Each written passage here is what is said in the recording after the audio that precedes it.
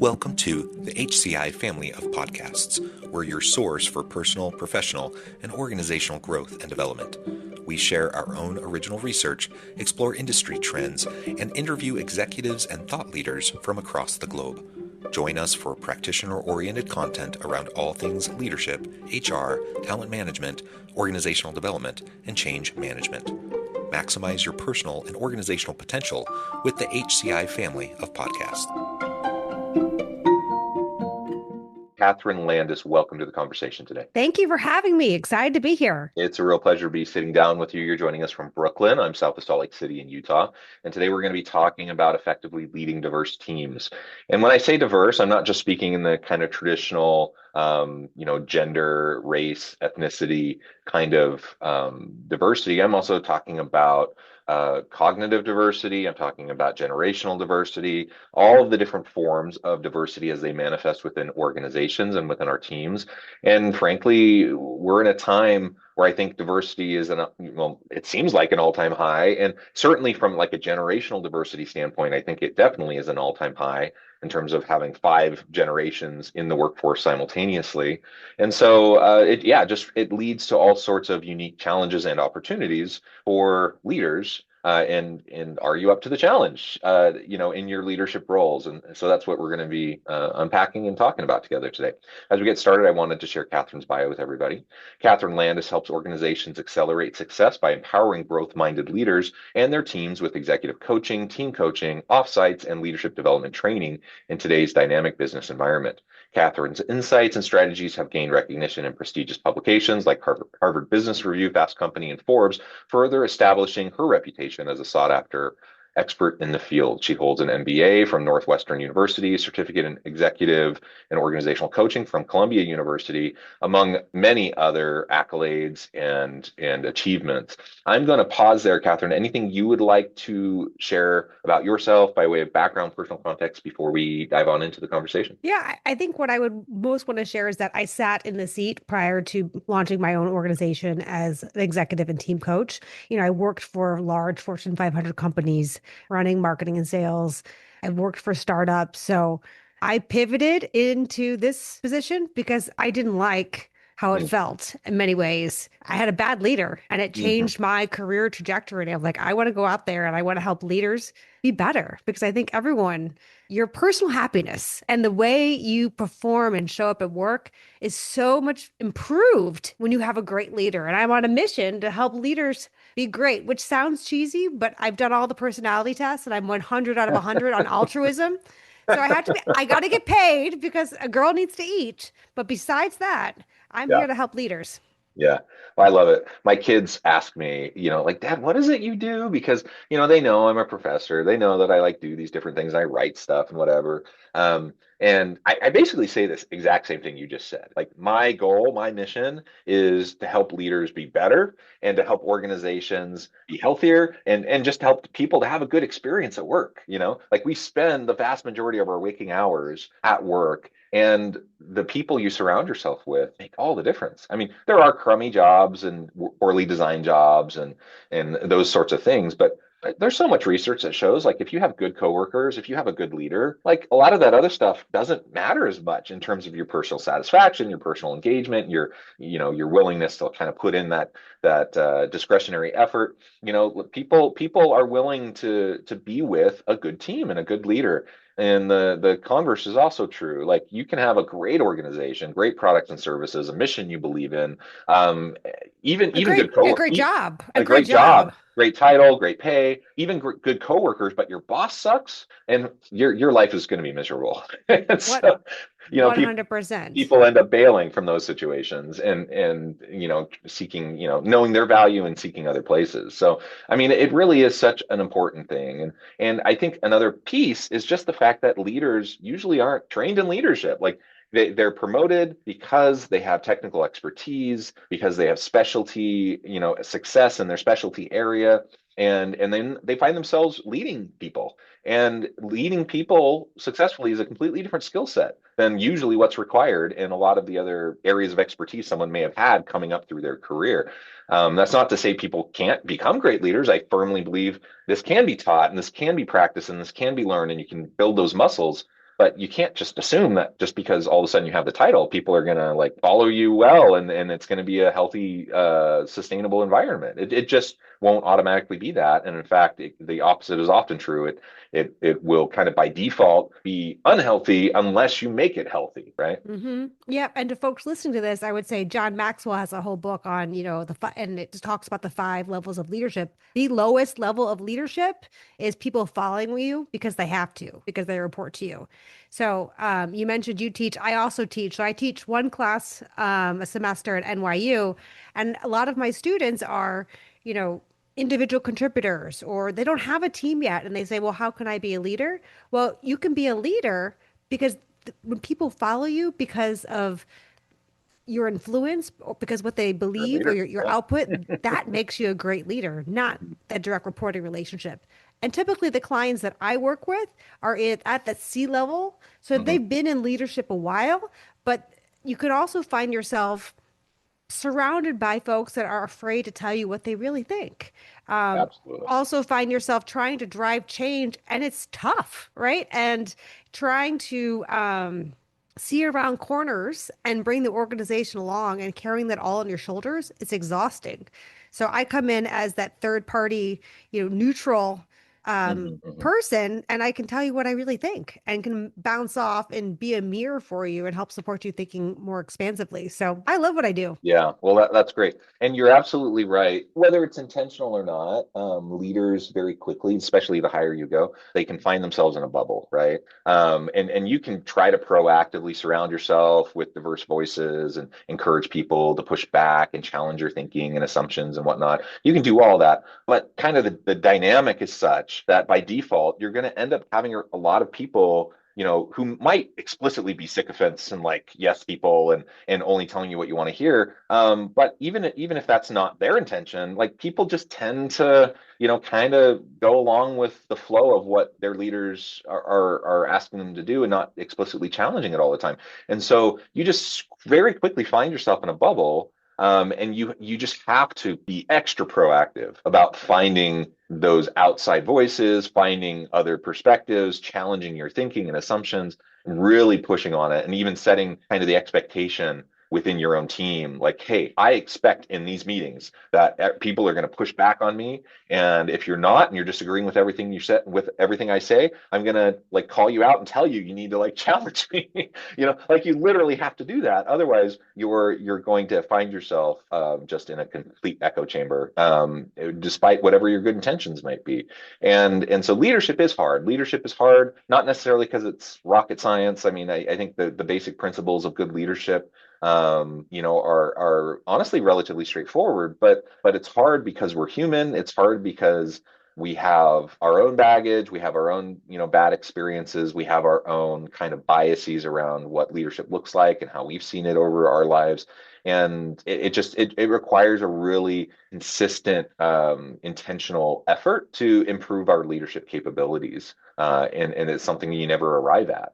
Yeah. You just have to And continually be working on it. And I would add that we're all stressed, right? Yeah, absolutely. And so sometimes that doesn't necessarily equate to your best self coming out. I was talking Absolutely. to a client last week where I met with the CEO and the CHRO, and they said to me, everyone has great trust in this team. We have great trust on this team, excuse me.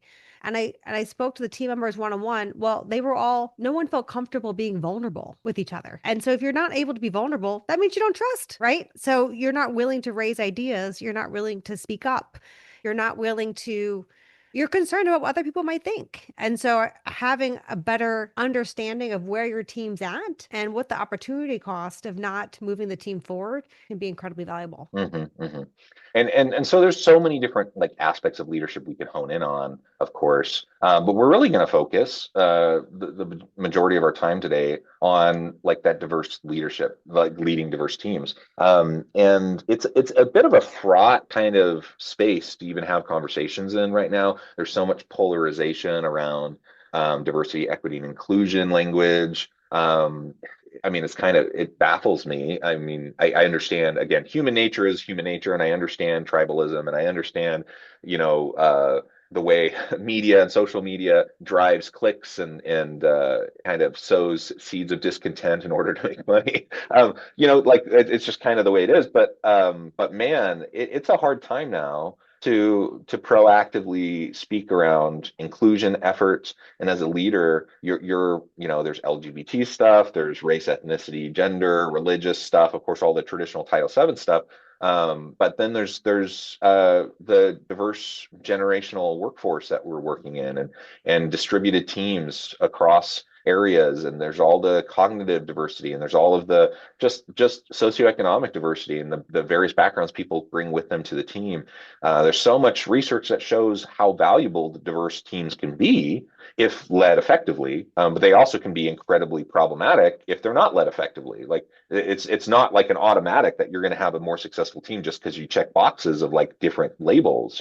Like it only becomes powerful when you leverage the diverse thinking and people like in productive ways challenging each other and getting everyone collectively to like better conclusions. How in your experience, do you work with C-suite executives and coaching and training them to help better navigate this kind of an environment where it's hard to address from a political standpoint, like there's just so much political division, but the reality is our teams are as diverse or more diverse than they've ever been, and it's our jobs to make them function well. So I think the big trends that I'm seeing now more than ever is baby boomers retiring. So I wrote an article last week for Harvard Business Review, what to do when your CEO is semi-retired, but still calling the shots, Yeah. right? Because that happens more often than A not. lot, a And lot. it's not Yeah. necessarily just the CEO or other leaders that, are half in, half out. I've also seen this in organizations where the founder still wants to be very much involved, but still wants to be working from the south of France on the beach, for 2 months out of the year. So I think, that can be a big challenge that I would put under that diversity bubble, Yeah. as you said. I think another, significant change is with Gen Z and leaders trying to figure out, well, what does it look like now? How do I prepare for the future of work in 2035? It's the way you hire, recruit is different, and I think that a lot of leaders are really frustrated with Gen Z. And it's interesting because I teach Gen Z at NYU, and you ask them, do you think you are not a hard worker? They would say no. They believe that they are hard workers. It's just showing up differently. So what's important is having a shared understanding of what the purpose is. What is the purpose of this team, right? Why are we coming together? What does good look like? What are we trying to achieve? What are our shared priorities? What are the ways of working? So don't describe to someone that the job is 8 to 5, and then when they work 8 to 5, say they're not putting in the hours, right? You got to be upfront. Or, And so or you say it's 8 to 5, so they show up in person, even though they think it's kind of dumb, to have required in-office mandates. They show up and then they see people not actually doing much work during 8 to 5, but just being butts in seats. And then they're not stupid and they realize that's dumb. And they realize, that just this arbitrary time frame or butts and seats mentality doesn't actually translate into performance. So like there's so many things that like Gen Z, just having been brought up differently, they think differently and they challenge these past kind of old assumptions around work schedules, work design, all of that. And they have higher expectations for leaders, than maybe when we were coming up, you're like, you just have to like suck it up, even though you have this like asshole boss, like it's just part of the deal and you just kind of figure out how to navigate it. And they've all gone through years of school where they've learned that that's not acceptable. And like, you shouldn't be doing that. And they should be coaching and mentoring you and helping you develop in your career. And then, leaders are like, oh, they're entitled. They don't want to work hard because they're not willing to put up with the stuff we put up with when we were younger. And I'm like, maybe it's just evolution. I mean, I don't know. I was having a conversation with another client of mine earlier this week, and he was telling me that his organization, one of the challenges is that Gen Z doesn't want to work with people who they find unethical, and specifically unethical in their personal life. So, for Yeah. example, not saying you're doing this, John, but say you're married and you had an affair. I would then see you as someone who's like tainted and cannot be trusted.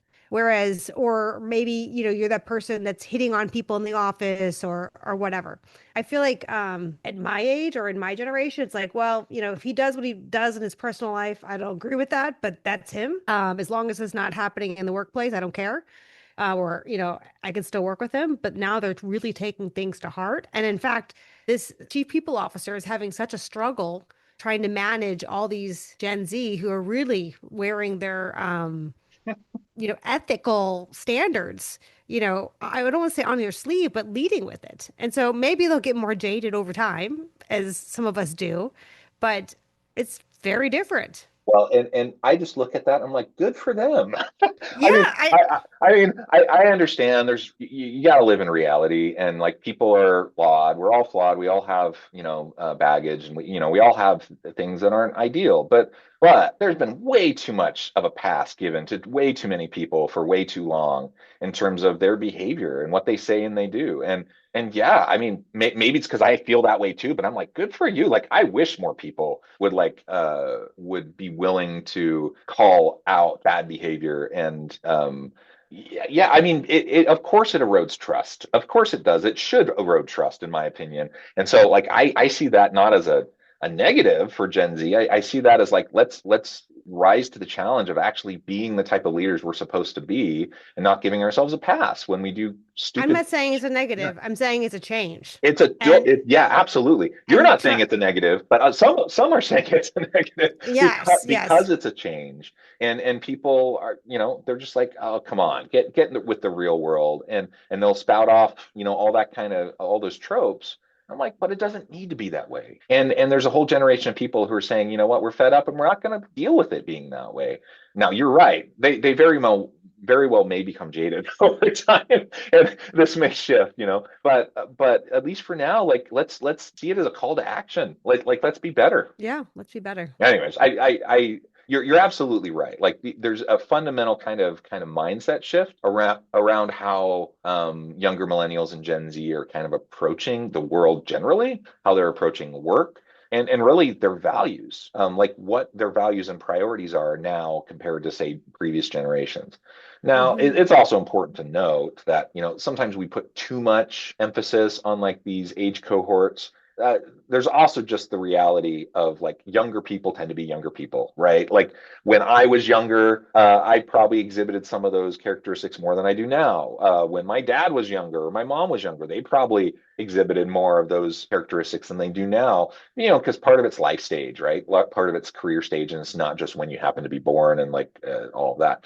But there definitely is right now a bit of a reckoning for organizations as they're trying to figure out how to mesh together these different generational groups, who do have vastly different kind of views on a lot of things, and just different values and priorities, and how they prioritize those values.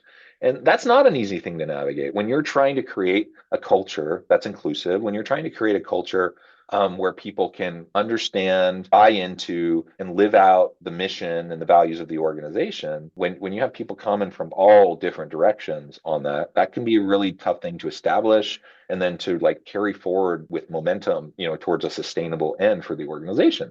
And I don't have a super like snippy kind of easy kind of answer to it, other than as a leader, you have to understand that that's the reality, and you have to lean into it, and you have to know your people. Like you just have to have very candid conversations with folks, and then hold yourself to a high leadership standard, and then work with your folks so that you can achieve it. Like I think that's what needs to happen.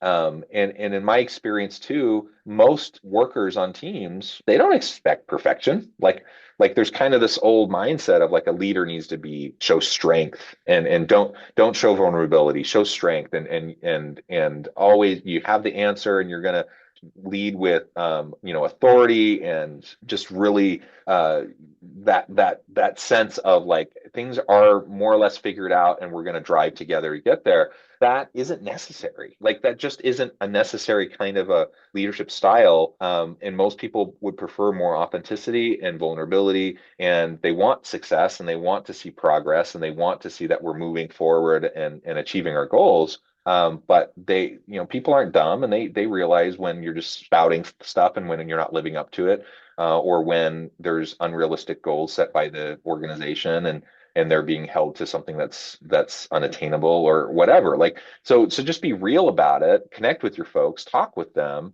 better understand them, coach and mentor them, and you're going to be in a way better position to just have a team that at least there's some psychological safety, at least there's some opportunity for people to come together, share their thoughts, their feelings around what you're doing, and hopefully collectively you get to a better united outcome that will help bring value to the market. And this doesn't just need to be kumbaya stuff. Like literally, this can help your team and your organization just be more effective and have better value, have better stuff, value products and services. Yeah, and it just reminds me of, the fact that we all are human. One of the articles I wrote this year for HBR that people send me notes about consistently is about how, personal and professional crises sometimes hit at the same time. And the idea of recognizing it, giving yourself a break, that maybe this is not the time to be an overachiever, right? And do everything for everyone, ask for help and see what can I do now just to survive. 'Cause I think a lot of times as leaders, you feel like you do have to put that brave face on, you do have to march on, even when things are crumbling. And, I wrote that based on my experience coaching a real leader. And I sent it to her after. But I think a lot of folks sometimes, well, maybe not Gen Z, but some other, more older folks feel like they have to have this, separate persona, and it doesn't have to be that way. No, and in fact, with especially, I mean, it's this way with me too. I'm a Zennial, like I'm kind of that in between Gen X and Millennial few years, but like it's certainly this case with me. But with younger folks, it tends to be the case that they just see through it, and it just erodes trust. Like I'm not stupid, and I can see when you're just like puffing out your chest and putting on a facade or a brave face. And I want you to include me in the strategic conversations around what we're going to do about this hard thing that we're facing, right? And I don't want you to pretend like things are fine or say things are fine to my face, and then I know there's meetings going on where or everyone's say freaking you're out. fine and you're not fine. Yeah, So absolutely. Like we just want people to be real. And that doesn't mean like you have to come in and like dump all your stuff on people.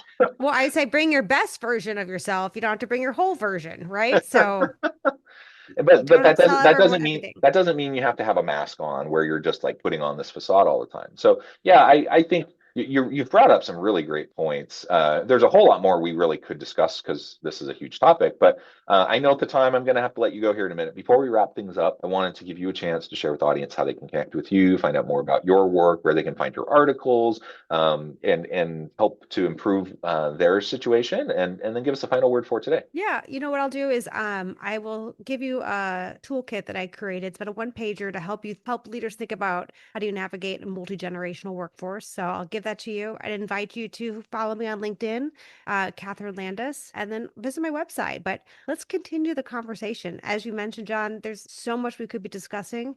I'm writing and talking about how to be great leaders and have really high-performing teams, and I'd love to stay connected. I love it. Thank you, Kathryn. It's just been a pleasure. I encourage the audience to reach out, to get connected, find out more about what Kathryn can do for you. Check out all of the great resources that she has to offer. And as always, I hope everyone can stay healthy and safe. You can find meaning and purpose at work each and every day. And I hope you all have a great week.